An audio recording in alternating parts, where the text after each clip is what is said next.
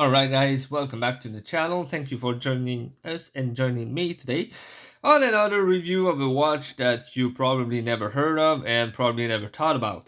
So the brand is Traser, and if the name doesn't really ring a bell, it's okay. Maybe this name will help you. Luminox. MB Microtech. So MB Microtech is the tritium tube manufacturer behind the tritium tubes in Luminox watches. And if you go way back to the humble beginning of Luminox, you will find on the case back the MB Microtech inscription on it. I don't know at what point in their history they were actually allowed to get rid of the MB Microtech name on their watches, but today the name is not there anymore. So Tracer is the home brand for MB Microtech. So they have been manufacturing watch ever since MB Microtech's been MB Microtech. So the difference between a Luminox and a Tracer watch is not that big, although they were really distinctively um, different, if I could say it this way. A difference in term that I always felt that Tracer had a better finish and better overall quality control and just basic not resistance but resilience.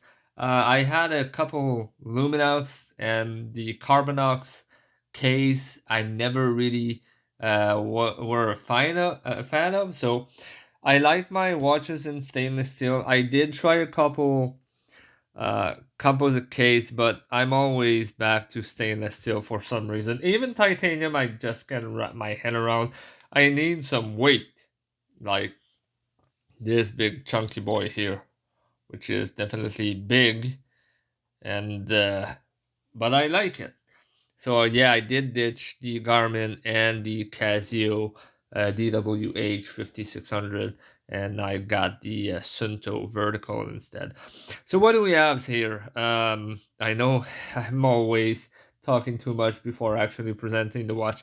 So we have the Tracer Classic Chronograph.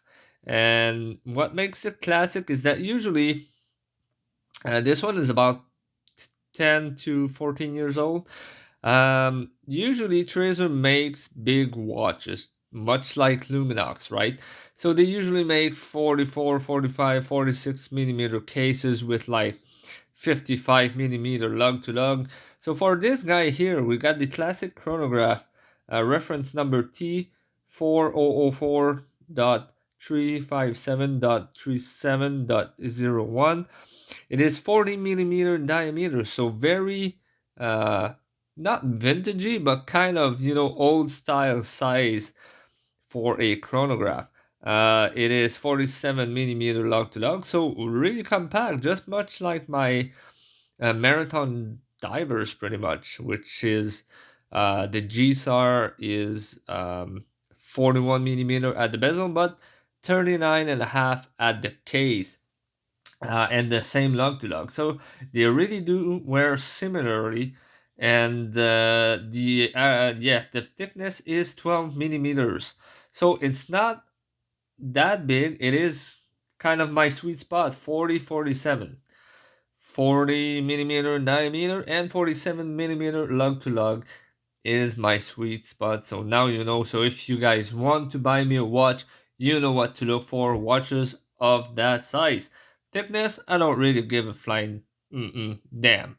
All right, it does have a sapphire crystal, and yes, you can see the tritium tubes on the hands, on the second hand, and over the around the dial. So the 12 o'clock is orange, and the rest of the tritium tubes for the hour markers are green. There's another version where it is blue and red, but that's a different reference number, and I mean it's kind of really confusing and really hard to wrap your head around all them different special edition, because I had a special edition here, and funny enough that one has a sapphire crystal, but all the other ones in that lineup had like mineral crystal. So anyways, Why did I chose this? Well, I found this on Marketplace, and it was in Quebec City, which is maybe a 5 6 hour drive from here. And I contacted the guy, and I'm like, "Hey, man, can you try to see if you can tell me the size of the diameter?" He's like, "Well, yeah." So he wrote back to me. He's like, "It's 40 millimeter," and I'm like, "What? I mean, that can be possible." So I went on Google Lens, and Google Lens is a beautiful tool. And I'm not sponsored by Google, and if I was, it would probably demonetize me just for being so sucky at doing watch reviews.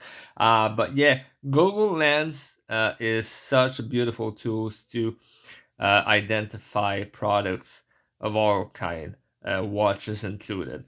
So it did came on the original bracelet, but yeah, the bracelet is kind of really banged up, and I don't know what the guy was rubbing on, but um, it didn't took that much metal off, but it did rub at a very for a very long time at the same place. And this is the part that sits here. So I don't know what he was doing like this, if he fell like this, and whatever. But it did destroy the finish on that end. Otherwise, the watch itself is not that bad. I mean, there's wear around the bezel, and funny enough, all the markers of the tachymeter are just spotless. It's just the PVD finish around that's just a little scratched up. For a watch this age, it's in pretty good shape other than the bracelet. So I will activate the chronograph. Yes, it is quartz. Obviously, you cannot get a mechanical automatic chronograph uh, for that kind of price. I've seen those for around $300 US used, but with a good condition bracelet. For a beat up like mine, I think I paid like $200 for mine Canadian. So, I mean, I told the guy that's pretty much what I'm paying for something that's so beat up. But it came with a dead battery, replaced the battery, fired up right away, and I was pretty happy with this. So I'll give you a wrist shot. I mean, this is, like I said, my sweet spot. This is the perfect size for me. 40 millimeter, 42 max, but to keep that lug to lug around 47.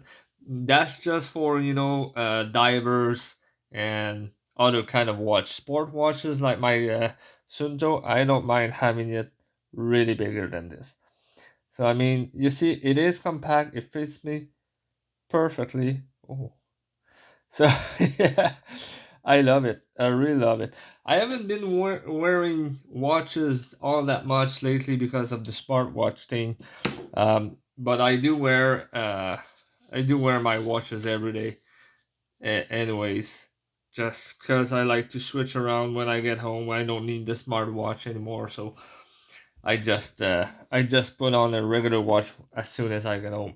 And I mean, oh, this is from 1983, and you can see same size, about 40 millimeter in diameter, and this is a deadbeat though. This is crap.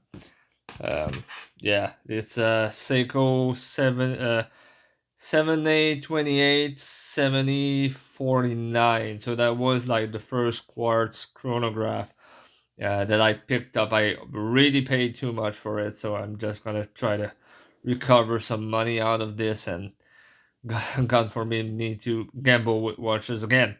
So yeah, so Traser, classic, chronograph, big date.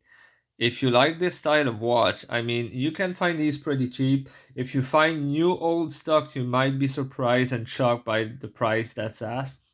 But yeah, if you like that kind of military looking watch, I really suggest you trying to find these because there are some in good condition on eBay at the moment. So if it was just for me, I would probably invest in getting the bracelet refinished, and or just a little cleaner than that. I don't mind the patina on it, but this part here, that's all like this part is really rough. So Yeah, I'm sorry the camera is moving a lot. I forgot to charge my phone, and I really wanted to put something out tonight, so I used my tablet.